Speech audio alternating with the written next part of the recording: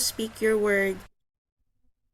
We present before you this midweek worship and prayer, our connectivity of each household's Wi-Fi, our praise and worship team, trusting that you will be the center of our gathering tonight. As our speaker, Elder Pinky, shares your message, we surrender to your divine guidance, allowing your words to flow through her and convey your intended message to each of us. In the mighty name of Jesus, we entrust this evening into your hands. Amen and amen.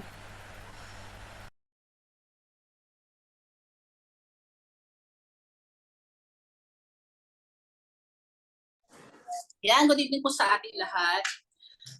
Basahin ko lang po sa Psalms 100, verse 1 and 2. Shout for joy to the Lord, all the earth. Worship the Lord with gladness. Come before Him with joyful song. So, i-ready po natin yung mga puso natin, yung mga isip po natin para sa pagpuri po sa Panginoon.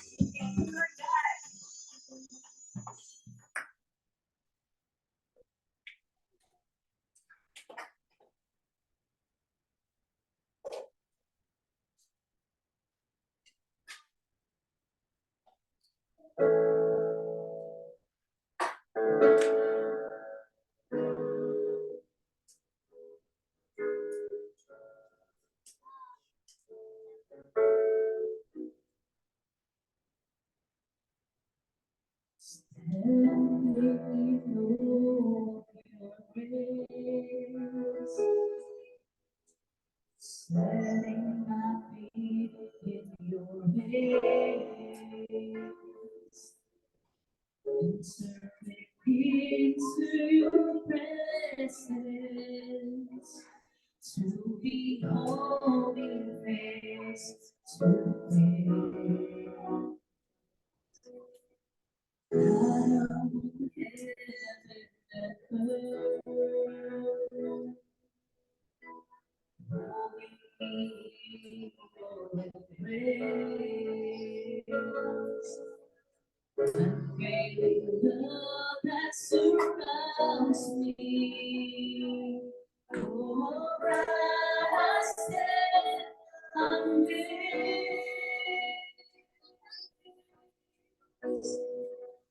My Jesus, I know you're not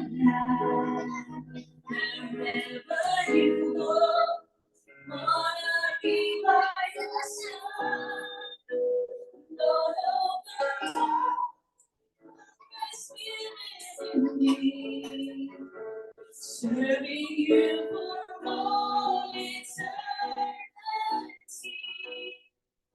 My eyes set on you, in this race that I run. Earth always, let your will be done.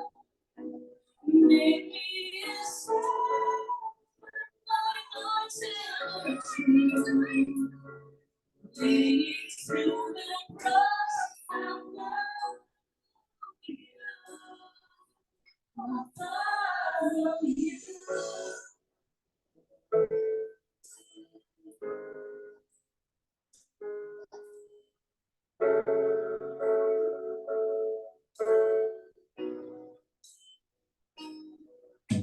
Standing before grace, setting my feet in your ways, and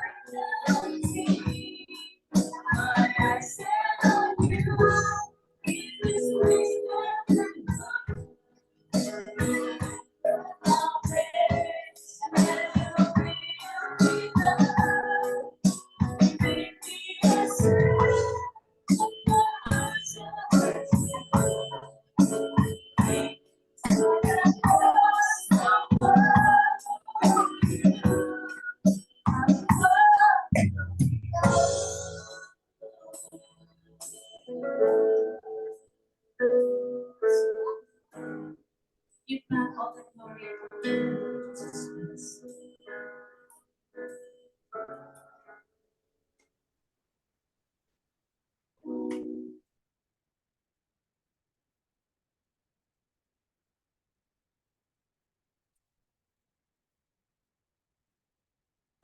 Tayo po'y manalangin. Panginoon, maraming salamat, Lord, at muli niyo po kami pinagsama-sama, Lord, sa gabi ito, Lord. Salamat, Panginoon, for all your blessing.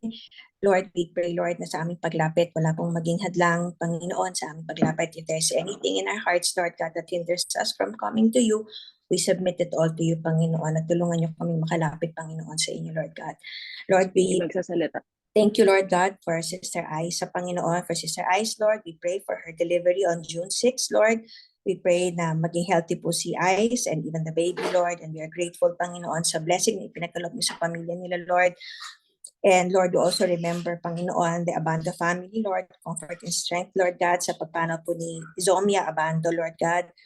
And for the financial provision, Panginoon, sa lahat ng mga naiwang hospital bill, Lord God.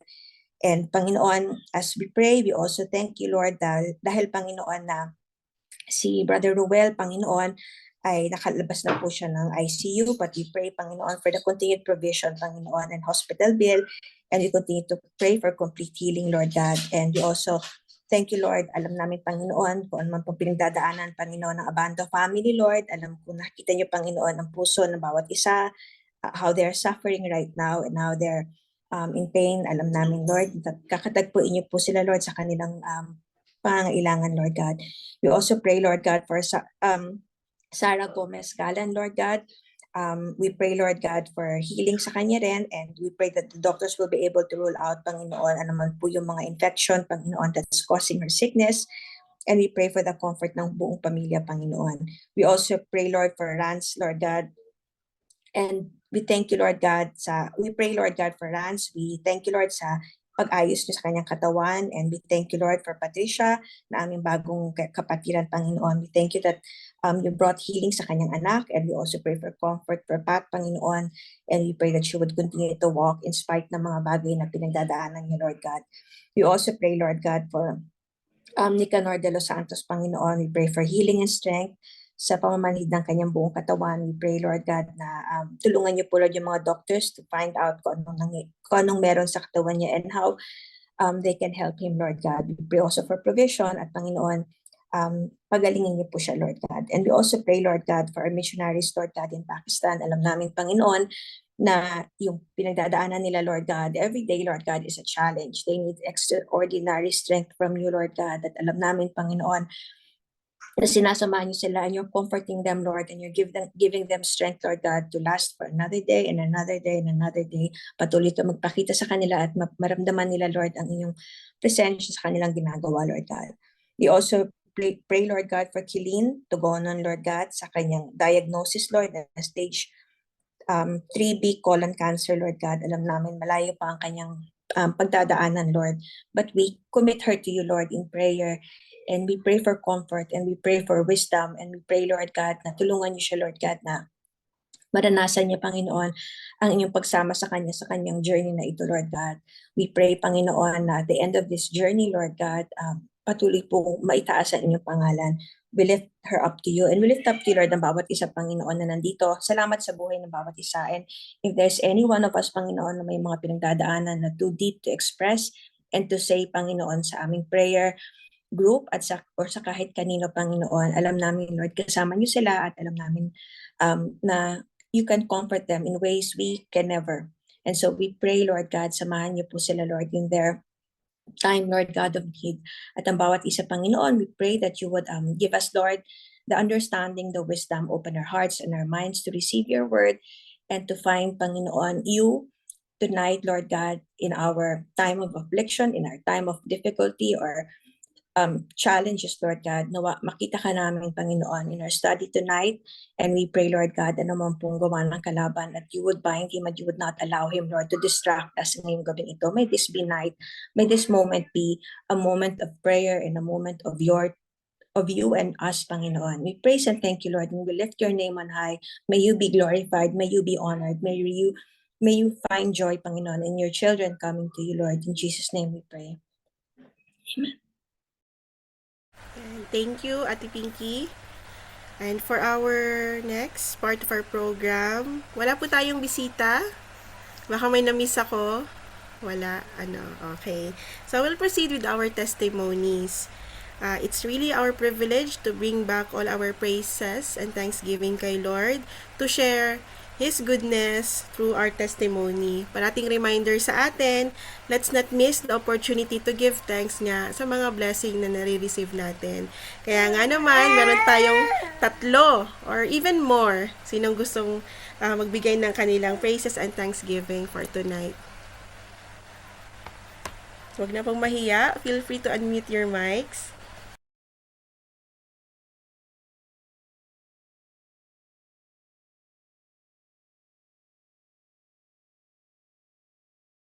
Okay, parang ako na muna. Ayan, gusto kong magbalik ng papulit pa salamat kay Lord sa kagalingan sa aking pamangkin. Nagka-dengue sila. So, from Manila, from Manila pa yung dengue, nagka-dengue. And then, okay na sila. Salamat sa wisdom dahil nagkaroon ng advance na pagpunta sa hospital, or else it's a matter of ano lang talaga ang dengue, no? So, ingat-ingat tayo. So, puro lang fever. Nung nawala na yung fever, saka bumaba yung platelet count niya, saka lumabas yung mga rashes. So, sobrang nandun na sila sa hospital. So, recovering sila. Galing sila Australia, nagbakasyon sa Maynila. Tapos, nagka-dengue. So, medyo na-enjoy nila ang half ng kanilang bakasyon ng stay. Pero, all in all, papurit pa pasalamat dahil okay ang bata. Ligtas na yung pamangkin ko. So, yun yung gusto kong ipagpasalamat. And, ano pa ba? Ayun lang. Yun lang muna. Okay? Sino ang gusto? Next?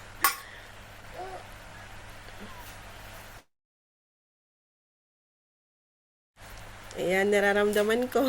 May gusto. Oh. Okay, from Ate Len. Praise God for my safe flight and successful surprise to my parents on my arrival. All the way from the Philippines sa Ate Len. Nasa Pinas sa Ate Len. Okay, ayan. Praise God. Ayan, safe ka, nakarating, and regards to your family, and hope okay silang lahat. Next. Sino pa po? Ayun. Hello po. Magandang gabi. Hello po, magandang gabi. Nais ko lang po ibalik ang salamat sa Lord sa panibagong taon na ipinagkaloob niya po sa akin. Very malusog, very healthy na pangangatawan. Praise God. Talagang health is wealth. And yun lang po. At sa sa pag-invite sa amin, actually talaga, nagulat din ako, paano pala ako? Yun pala yung gift niya sa akin ng pumalo. Praise God kasi nakapag-serve pa rin kay Lord during sa aking birthday.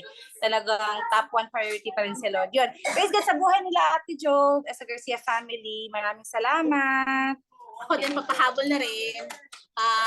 I thank God and praise God sa natapos po namin ng Women's Ministry Breakfast Fellowship, yung Women Empowering Women.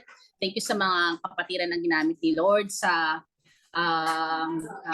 maging successful yung event nung Saturday, and sobrang nag-enjoy ako at talagang encouraging yung bawat natutunan namin, talaga yung nilanamnam mo bawat yung mga salita ng mga kapatiran na nasa nandun sa may event na yon. And we thank God sa sa answered prayer din sa amin ni Lord and ayun. Yun lang, binabalik ko po. Salamat sa Panginoon. Ayan, sino pa? Pwede pa.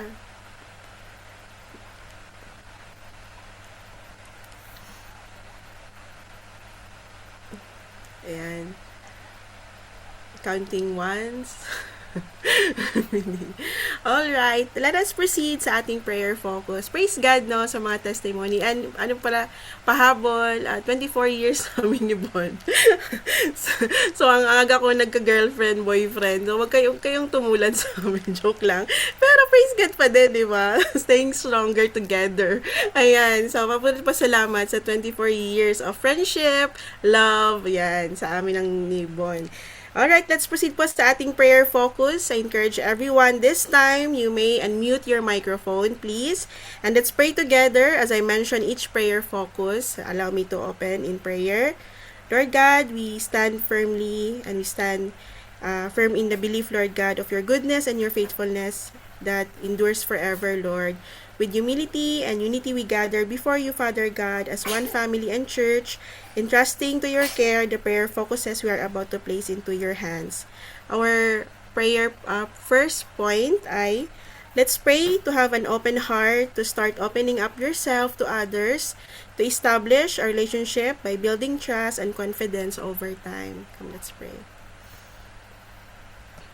Lord God, patuloy namin tinataas, Panginoon, ang aming pong prayer focus for tonight, Lord. Salamat po for the opportunity to pray, Lord God. Dalayan po namin, Lord, na you will give us an open heart, Lord, na sa aming mga buhay, Lord, sa mga relationship all around us, Panginoon, that we will start opening ourselves, Panginoon, to others, sa mga tao nakapaligid sa amin, may it be in office, Lord God, sa church, sa ministry, Lord God, sa friends, even sa family, Panginoon. Dalayan po namin, Lord, na help us to establish a relationship na naka-build on trust, Panginoon, and confidence, Lord God. Tulungan niyo po kami, Lord God, na patuloy, Lord, na mawala yung barrier, Panginoon, Lord God. Maging open kami sa mga kasama namin, sa aming kapwa, Lord God, sa mga tao nakapalibot sa amin. At sa ganun, Lord, patuloy na ma-bridge yung gap, Panginoon, Lord God, nang sa ganun makapag-establish kami ng relationship, Lord God, makapag-establish kami, Lord God, ng rapport sa mga kasama namin, Lord God, at maging daan ito, Panginoon, para, Lord, i-share namin in the end, Lord God, yung salita, yung kabutihan, Lord God. Salamat po, Lord God, at patuloy na bigyan mo kami ng guidance mo, Panginoon, palagi, Lord. Nagagaling lamang sa iyo, Lord God, ang confidence na ito, Panginoon. And for our second point, let's pray for grace and understanding to accept and respect the indifferences while helping one another grow personally and spiritually. Let us pray. Yes, Father, Patuloy kami nanalangin, Panginoon, for grace and understanding, Panginoon, ibigay mo sa amin, patuloy, Lord, na Panginoon, Lord. ma-accept namin at ma-respect Tulad namin ng yung mga Panginoon, differences ng help bawat us, isa, Lord God, to show Panginoon, Lord God, unity, Panginoon. while we Help are us, Lord helping one God, another to to love, grow Panginoon, and compassion, personally Lord and God. spiritually, Lord God, patuloy na andun, Panginoon, yung grace, Kasalamuhan namin, Lord God, yung from any acceptance, Panginoon, andun yung respect, walks Lord of God, life, that you created Panginoon, us, Lord. Lord, uniquely, Panginoon, Lord Lord God, God, that na we wag know, wag Lord God, namin hanapin yung mga bagay na nasasaamin sa ibang tao, kundi Lord, makita namin, Panginoon, yung individuality ng bawat isa, Panginoon, matanggap po namin, Panginoon, andun yung grace, Panginoon, andun yung respect sa bawat isa, Panginoon. At Lord, as we grow, personally and spiritually, patuloy na tulungan at samahan, Lord God, na patuloy na mahalin yung bawat isa, Panginoon. At Lord, ikaw nawa, Panginoon, na maglagay nito sa aming mga puso. And for our last focus, pray for the opportunity to be a blessing to others through praying for them. Hallelujah, Lord. Maraming God, salamat. continue to give us opportunities, Panginoon, to pray for one another, another, Lord. our colleagues, Panginoon, sa mga tao, Lord God, related to us, Panginoon, even yung mga hindi Lord related, God, Lord God, patuloy, Lord, help us to be a blessing sa magitan ng panalangin, Panginoon. Hindi man po sila maabot, Lord God, personally, hindi namin kilala personally, pero Lord, by prayer, Lord, help us to be a blessing, Panginoon, na lagi namin ma-realize yung opportunity na pinagkakaloob mo, Lord God, na mag-serve mo, Lord, ng mga tao na hindi na-reach us sa magitan ng panalangin. Pagkabit mo nawa yung aming mga buhay, na patuloy na maging pagpapala, Panginoon, maging daluyan ng iyong grasya, Panginoon, ng iyong mga anak sa pagpapala, Panginoon. Help us, blessing, Panginoon, bless us, blessings, Panginoon, and glory to blessings sa your mga name tao, Lord alone. God. But in Jesus' name we pray. Amen. Lord God, once more, may your presence, Lord, cover us. Bless our conversations, our intentions, and actions, Lord God, as we strive to align with your divine will. May your love and compassion reach every corner of the world, fostering unity, understanding, and reconciliation among all your people, Lord. We bring before you our concerns, our burdens, both personal and collective, Panginoon. We lift up those facing challenges, Lord, illnesses, brokenness, or uncertainty, Lord, asking for your healing, touch, and your peace that surpasses all understanding to dwell within them, Panginoon. Father God, we entrust our prayers to you, knowing that you alone have the power to bring forth answers. In Jesus' name we pray. Amen. For our scripture reading, please open your Bible in the book of Job 42:5.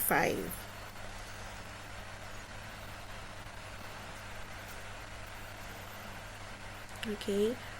From the book of Job 42:5, my ears had heard of you, but now my eyes have seen you. Praise be to God for the reading of His Word. Let us welcome Elder Pinky for the proclamation of God's Word. Good evening po sa ating lahat. Share ko lang po yung aking screen. Okay, so praise God. Salamat po sa panibagong araw na ipinagkaloob sa atin ng ating Panginoon.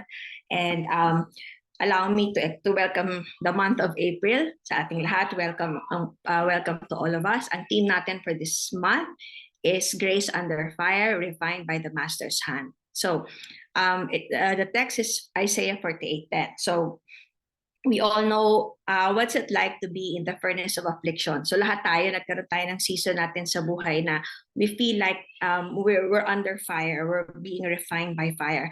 And it's iba-iba nga lang yung degrees. We all have different degrees sa pinagdaanan natin. And to celebrate this prayer month, we will look into the prayer of an afflicted man, and his name is Job. Tayo po yung manalangin. Let's pray. Lord, salamat Panginoon sa gabing ito. Once again, we thank you that you have brought us, Lord, and nawa maging bukas sa aming puso, isipan, Panginoon, sa mga nais mong sabihin sa amin, Lord God. You brought us here for a purpose. You have a message for us. And I pray that you would make it clear, Lord God, para mabago po ang aming buhay, mabago ang aming pananaw, mabago ang aming emotions, Lord God. We praise and thank you, Lord. Kayo po ang magsalita sa aming lahat, Lord God. May you be honored, Lord. In Jesus' name we pray. Amen. So, start po tayo. Natanong niyo na po ba ang mga katanong ito sa inyong buhay? Where is God when it hurts? Or why are you silent, God? Or what have I done to deserve this? Kung minsan sa buhay natin, natanong na natin itong mga tanong na ito, then most likely, makaka-relate tayo. Kaya makaka-relate tayo kay Job sa kanyang mga pinagdadaanan. Let's look at Job. Let's look at his prayer. Hindi natin pag-aaralan ng buong Job dahil napakahaba, but we will focus on his prayer dahil nga prayer month tayo. So we'll focus on the prayer of Job, and let's try to find ourselves kung ano yung mga things that we can learn from him when he prayed in time of affliction, sa pinaka-critical na time ng buhay niya. So basahin natin yung buong panalangin sabay-sabay. Silently kayo. Sabi dito, then Job replied to the Lord, I know that you can do anything and no one can stop you. You asked, who is this that questions my wisdom with such ignorance? It is I, and I was talking about things I knew nothing about, things far too wonderful for me. You said, listen and I will speak. I have some questions for you and you must answer them. I had only heard about you before, but now I have seen you with my own eyes. I take back everything I said, and I sit in the dust and ashes to show my repentance. So ito po yung panalangin ni Job during ng time na matinding pinagdadaanan niya. Sa prayer na to, we will see yung three things about his prayer. First, Job in his prayer recognized God's sovereignty. Second, Job rested in God's revelation. And third, Job repented. These are the three things na makapansin natin sa panalangin ni Job. Let's go first to Job recognized God's sovereignty. So what was happening dito? Then Job replied, basahin natin, then Job replied to the Lord, I know that you can do anything and no one can stop you. Who is Job? Job was one of the richest men in his lifetime. He had thousands of livestock, he had servants, he had children, all signs of blessedness. And nasa buhay na ni Job. In fact, in Ezekiel 14:14, he is also famous sa Old Testament times during the patriarchal period. Kasi sa Ezekiel 14:14, he was one of those three righteous men na minention sa Bible, along with Daniel, Noah. So it's Daniel, Noah, and Job. They were like, nung panahon na during the patriarchal times, they were known for righteousness. So Job was a very righteous man. In fact, the Lord favors him. But there came a time sa buhay ni Job that everything was taken away from him. Sabi nga kanina ni Bona, health is wealth. In Job's case, Job had both abundantly, but at one point in his life, he also lost both. Nawala yung health niya, nawala din yung wealth niya. So, what was happening nung panahon na to when Job prayed this prayer? If some of you have already been going through yung spiritual warfare, and makita natin doon, it's clear that meron tayong that there are parallel worlds. We see the physical world, but we don't see the heavenly realms or the spiritual world. So what was happening sa earth kay Job? What was Job seeing? Pinanalangin niya ang panalangin nito. Job was suffering. Job was in pain. Job has lost everything. Job is totally sa pinakamababa at pinakalugmok na panahon ng buhay niya. That was what was happening in the physical world. But what was happening in the spiritual world? Bagay na hindi nakikita ni Job. What was going on? In heaven, there is this cosmic debate. Isang malaking pag-uusap between God and Satan. Sabi ni God, have you seen my servant Job? Ang sabi naman ni Satan, kaya lang naman yan may takot sa'yo, kaya ka lang naman mahal yan ni Job. Kasi binibless mo siya eh. Sabi ni Satan. And sabi ni Lord, Lord allowed Satan, sige, tanggalin mo, whatever he has, take it away. But Job remained blameless. The first time na nawalan si Job ng mga properties niya and everything, he remained blameless in God's eyes. Second time, sabi ni Lord kay Satan, have you considered my servant? In short, Job remained blameless sa Panginoon, even as he lost everything. Ano sabi ni Satan? Satan said, skin for skin. Sabi niya ganon, strike his body and Job will curse you. Sabi niya. But then, what happened? Dito na pumasok tong kwentong pinag-aaralan natin ngayon. So you see, in all the events, God saw it. Job did not. Job saw his pain. But in reality, in the spiritual realm, there's a big battle. May isang malaking debate. And the debate was, will any man worship or will any man fear God kung hindi na ni Lord sila i-bless? So that was the thing that was going on.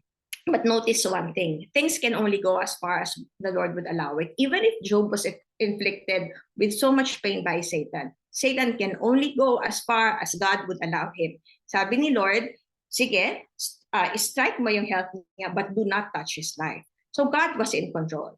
So God saw both the physical and the spiritual realm. Nakikita niya kung anong nangyayari. And Job saw only his own pain. Ang nakikita ni Job, yung pinagdadaanan niya. So how did Job come to this conclusion sa panalangin na ito when he said, I know that you can do anything and no one can stop you? Paano niya nasabi ang mga bagay na ito? He said it when God spoke. Nagsalita ang Panginoon. Kung babasahin niyo ang buong Job, para siyang dialogue, sagutan ng sagutan. Yung friends niya si Job, yung friends niya si Job. And for a certain time, quiet ang Panginoon. But then one time, the Lord spoke. And when He spoke, if you have time tonight, I challenge you to read Job chapters 38, 39, 40, and 41. In God's response sa chapters na ito, God did not discuss Job's problem. Hindi rin ni Lord dinefend ang sarili niya. But rather, binuksan ng Panginoon ang mata ni Job to see His majesty and His splendor to the wisdom of God in all of His creation. If right now, as we listen or as we come, we are in pain or in confusion, bakit nangyayari ang mga nangyayari sa buhay natin, I would suggest that before you sleep tonight, you read chapters 38, 39, 40, and 41. Baka after you read these chapters, you would also come to the same conclusion as Job did. Because what Job realized, sabi niya, is that I was talking about things I knew nothing about. Things far too wonderful for me. Baka before we sleep tonight, we will say the exact same thing as Job did. And we will realize God can see more than what we can ever see. Lahat ng bagay nakita ng Panginoon, and we don't. So what can we learn from Job's prayer? At this first part ng prayer ni Job is that Job prayed with humility. He realized that he's limited. And he also realized that God is limitless. Again, read chapters 38, 39, 40, and 41 para makita niyo yung nakita ni Job. Second, we can pray with honesty. God knows everything. And so therefore, we don't have to please God. Hindi natin kailangan ikutin ang Panginoon and saying, Lord, alam ko naman na nasaktan ako, but you know, Lord, baka may nakabuti mo sa, okay lang to, Lord. We don't have to do that. We can be honest with God. In fact, Job was very bold in the Lord. Sabi niya, bakit katahimik, Lord? Why don't you listen to me? Why don't you allow me to speak to you and tell you my case? Paulit-ulit si Job in the course of their discourse na kanilang pag-uusap, na gusto niya kausapin siya ni Lord. Bakit nahimik si Lord sa kanya? Bakit hindi siya pakinggan ni Lord? Job was very bold and he was very honest with God. But because God knows everything, God also knows where Job was coming from. God understood the pain of Job. God understood yung trauma ni Job sa nangyari sa kanya. God sees everything. So it's okay to be honest with our Lord. So in this first part of Job's prayer, we can see that Job recognized God's sovereignty. And I pray tonight, when you read these chapters, 38, 39, 40, and 41, we would also recognize the sovereignty of God in all of his creation. What else can we see in Job's prayer? Job 42, 4, and 5, Job rested in God's revelation. Sabi dito, you said, Job was quoting God. Isa to sa mga sinabi ng Panginoon in chapters 38, 39, 40, and 41. Sabi dito ni Job, you said, listen and I will speak. I have some questions for you and you must answer them. If you remember, sa unang sinabi ni Job, in-question niya si God or ina-ask niya si God to talk to him. Now God replied to him and he said, now God has a question for Job and God said to Job, you must answer them. Ano sabi ni Job? I had only heard about you before, but now I have seen you with my own eyes. So what makes you wonder, ano ba yung narinig ni Job previously? What were the words he has heard during his time of affliction? Sa pinaka-deepest, darkest moment time, sa buhay ng time ni Job, ano ba yung mga narinig niya? Let's listen to the words of his comforter. Kasi importante to understand where these people are coming from. Sabi dito, let's listen to them. Job has 4 friends, wonderful friends. First, there was Eliphaz. Eliphaz, anong point ni Eliphaz? Kung babasahin niyo yung Job, mahaba yung sinabi ni Eliphaz. But what is the bottom line of what Eliphaz was trying to say to Job? Job was being punished because he sinned and he must accept God's discipline in humility. So ang analysis ni Eliphaz na nangyayari is that Job, nagkasala ka. Kaya kailangan mo humingi ng tawad. Harapin mo yung disiplina ng Panginoon. Yun yung sabi ni Eliphaz. This is what Job heard from Eliphaz. Now let's go to Bildad, another friend of Job. What did Job hear from Bildad? Bildad said, well, your children must have sinned. Kaya sila namatay. And they deserve to die. And Job, you must plead before the Almighty. Humingi ka na ng tawad. Yung mga anak mo, siguro nagkasala yung mga yan. So this is what he heard about Bildad. Now, another friend, si Zophar. Ano naman ang sabi ni Zophar? Sabi ni Zophar, Job must be sinning unconsciously. Job, remember, every time nagsasalita si Eliphaz, sumasagot si Job, si Bildad, sumasagot si Job. Now, si Zophar na yung nagsasalita, sasagot mamaya yan si Job. But then this is what Zophar said. Kasi narinig niya lahat ng mga reasoning ni Job. And in what Eliphaz said and Bildad says, Job was saying, no, inosente ako, hindi ko ginagawa yan. Hindi ako nagkasala sa Panginoon. Now si Zophar, si Eliphaz was the oldest and he was the gentlest. So Bildad medyo mas bata kay Eliphaz and he was more tough. Now itong si Zophar, dahil sa narinig niya na yung mga reasoning ni Job and he's saying he's innocent, medyo tough na to ngayon si Zophar. At ang sabi niya, you must be sinning unconsciously, Job. Kung sinasabi mo hindi ka nagkasala, baka nagkasala ka unconsciously without realizing it. You see, God knows everything, even the unconscious sin. Job, you must repent even of the unconscious sin you have done. Yun ang sabi ni Zophar. So siguro kung ganito mga kaibigan natin, mabuti na lang mag-isa tayo, di ba? Now there's another one. It's Elihu. Sa pinaka-last part ng book of Job, hindi hindi clear na nagalit si Lord kay Elihu. But somehow, this is what Elihu said. And this is Elihu is the youngest of them all. Ito ang sabi niya. Almost nothing new. Actually, wala siya sinabing bago. Except that, sabi niya, God has a way of saving people. In fact, God can use dreams, God can use vision, God can use sickness, God can use pain, so that people will find their way before they die. So ito yung sa dami na sinabi ni Elihu, ito yung bottom line ng sinasabi niya. Ganon pa rin. Kaya ka nagsasuffer, Job, kasi nagkasala ka. So maaaring paraan to ng Panginoon para magbalik loob ka sa Kanya. Ito yung sinabi ni Elihu. This is everything that he has heard. Kung kayo naman si Job, at ito ang mga narinig nyo, Hindi ko lang alam kung makaka-recover pa tayo. And not to mention the wife of Job. What did the wife of Job say?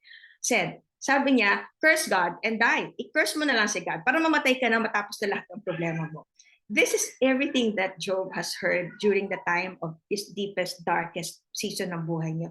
If you will listen to this word, somehow there's an ounce of reality sa lahat ng sinabi nila.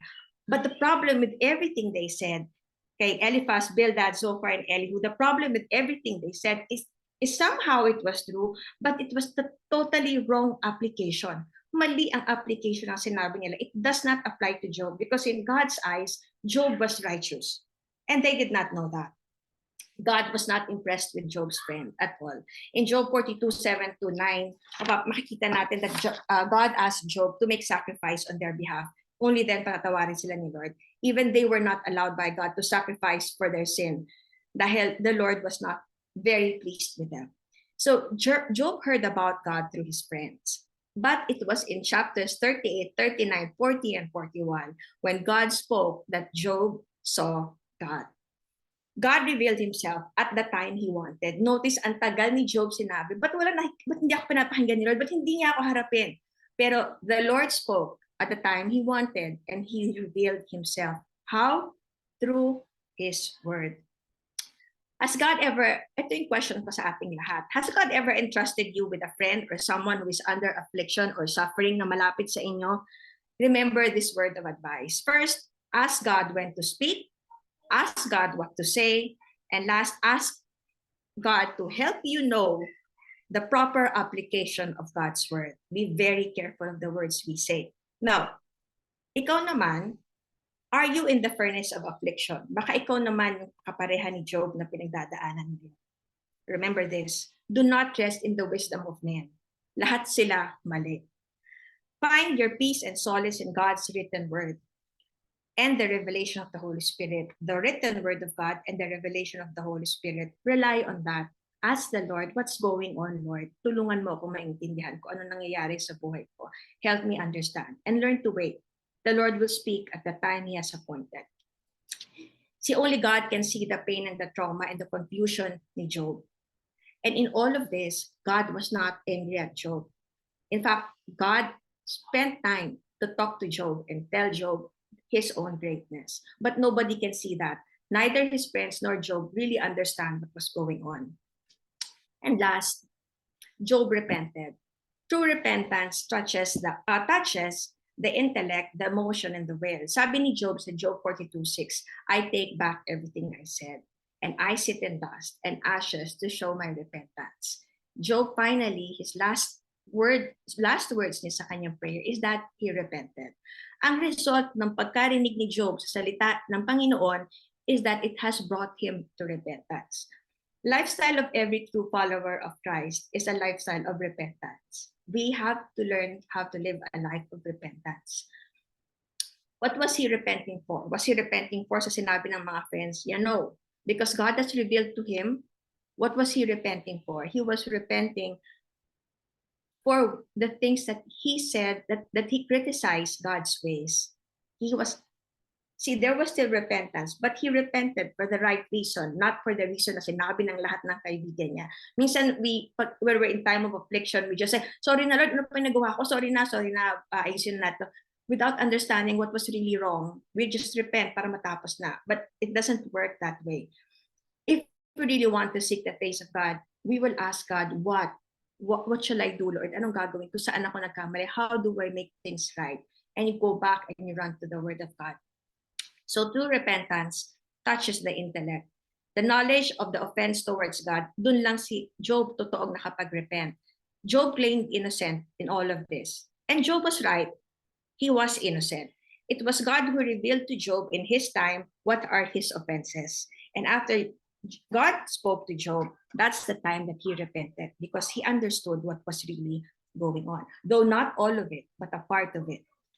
True repentance also touches the emotion. Job had real sorrow for questioning God's ways. Tama na yung sorrow ni Job. Hindi siya nagkaroon ng sorrow over everything that his friend said. He had sorrow over the things na talagang inireveal sa kanya ng Panginoon. So what did Job do? Job took back his words. And last, True repentance touches the will, taking action towards making things right. So right after Job's prayer, ang ginawa ng Panginoon, inutusan siya kaagad to make offerings on behalf of his friend. Job obeyed and God forgave his friends.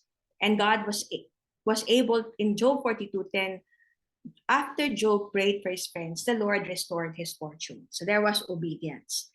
True repentance touches the intellect, you know what's wrong, touches the emotion, you have sorrow for the right sins that you have committed, and you have the resolve to do the right thing. So what is our application sa gabing ito? Let's pray with humility. Bakit? Kasi we don't know really what's going on. In our pain, tandaan natin na we could be missing something. May mga bagay tayong hindi talaga naiintindihan. In this case, hindi naman talaga galit si Lord kay Job. In fact, God was very proud of Job. Hindi niya alam. Hindi natin alam lahat ng bagay. Second, let's pray with honesty. God did not strike Job with the lightning for asking question and for trying to defend himself. God listened. And God talked. He took the time to talk to Job. So we can be honest with our emotions with the Lord. Hindi siya magagalit. Anyway, God already knows kung ano yung nasa puso natin. Second, let's pray with God's word. Let God speak. Minsan when we pray in time of affliction, we spend so much time telling God how angry we are. That's fine. But let God speak back. God's word is important to understand what's going on sa buhay natin. And then last, pray with a repentant heart. When we come to the Lord minsan, Lord, baguhin mo yung sitwasyon, baguhin mo sila, baguhin mo ako, baguhin mo lahat. But then we're not ready to be changed. When we come to God, when we pray, be ready to be changed by God. When God reveals himself sa atin in prayer, napansin niyo ba minsan, after we pray, we're never the same again. Our minds are changed, our hearts are changed, and our joy is restored. So, I'd like to share with you something para to sa ating lahat who has gone through affliction or who may go through affliction. Let me read this with you sa inyo. The writer is anonymous, pero narinig ko siya once sa Crucible ng World Teach, and I also heard this from Ravi Zacharias. But the writer is actually anonymous. You can read with me silently. When God wants to drill a man and thrill a man and skill a man, when God wants to mold a man to play the noblest part, when he yearns with all his heart to create so great and bold a man that all the world shall be amazed, watch his methods, watch his ways, how he ruthlessly perfects whom he royally elects. How he hammers him and hurts him, and with mighty blows converts him into trial shapes of clay which only God understands. While his tortured heart is crying and he lifts beseeching hands. How he bends but never breaks, when his good he undertakes. How he uses whom he chooses, and which every purpose fuses him. By every act induces him to try his splendor out. God knows what he is about.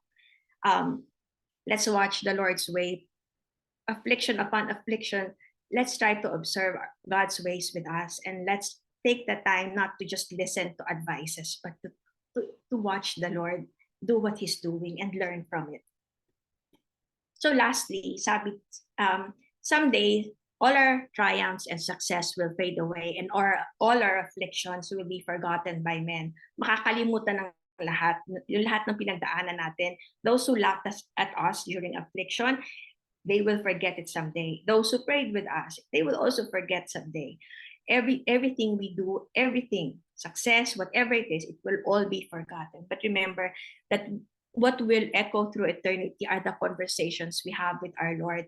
We pray now, we don't see him, but someday we will see the Jesus we talk to. And I pray that yung panalangin natin, yung mga sinabi natin sa kanya, I'm sure he will always remember. Or the tears na iniyak natin and all of that, he will remember. He knows it. Manalangin tayo. Lord, salamat Lord sa gabing ito that you have reminded us, Lord, that you see us, Lord. You understand our pain, that you are with us throughout the whole process, Lord God. Thank you, Lord, for your kindness. Thank you, Lord, for your gentleness. And thank you, Lord, because you refuse to leave us as we are. But Father God, you have a great big purpose, Lord. I pray, Lord God, na tulungan niyo kami, Lord, to understand what's going on in times of affliction and soften our heart, Lord God. May all your teaching and refining, Lord, may it not produce a hardened heart, but a tender and soft heart towards you, Lord. Maraming salamat, Panginoon, for being patient with us, Lord. We praise you, we honor you, and we love you, Panginoon. In Jesus' name we pray. Praise God. Salamat po, Elder Pinky, for sharing God's Word tonight. I hope everybody is reminded. I hope everybody ay patuloy na, alam mo yun, na-enlightened ng salita ng Panginoon na talagang sa panahon ng pananalangin, maraming i-reveal ng Panginoon. Kaya nakakatuwa yung mga prayer points natin since day one na talagang ang focus niya is tayo kasi tayo yung importante, kumbaga yung mga sarili natin before the Lord. Kasi ano ba yung prayer? It's us and the Lord before the Lord. So kaya kailangan laging ayos yung standing natin, ayos yung mindset natin, yung ating kaisipan before the Lord. Kaya naman na ang paalala ng Panginoon sa atin is yun nga, patuloy na isik natin ng Panginoon at 'di ba sabi nga doon sa last part, let's always pray with humility and honesty. Naalala ko lang yung session namin kahapon sa BS. Talagang we have to be honest, completely honest with the Lord and with others. Kasi nga wala naman tayong pwedeng i-hide sa Lord eh. 'Di ba? Sa maraming tao, marami tayong pwedeng hide, pero sa kanya hindi, wala tayong pwedeng hide. So, let's pray with God's word and let's pray with the repentant heart. At nawa, ay mga salitang 'yon ay patuloy na magrema sa ating mga puso, sa ating mga buhay at gamitin ng Lord na panibagong kalakasan. Tayong lahat ay manalangin mga kapatid. Panginoon, tuloy nagpapasalamat kami sa gabing ito, Lord God. Salamat po sa iyong salita na patuloy na malayang na ipahayag, Panginoon, Lord. At dalayan po namin, Lord, na bawat salita na aming narinig na nagmula sa iyo, Panginoon, sa pagitan ng iyong lingkod na si Elder Pinky, Lord God, ay patuloy, Lord, na natanim sa matabang lupa, Panginoon, na nawa hindi lamang namin ito maririnig, Panginoon, hindi lamang namin nabasa, kundi, Lord, andun, Panginoon, yung application kung ano man yung mga narinig namin at natutunan ngayong gabi, Lord God. Help us, Panginoon, sa pamamagitan ng panalangin, Panginoon, patuloy ka pong magpakahayag, Panginoon.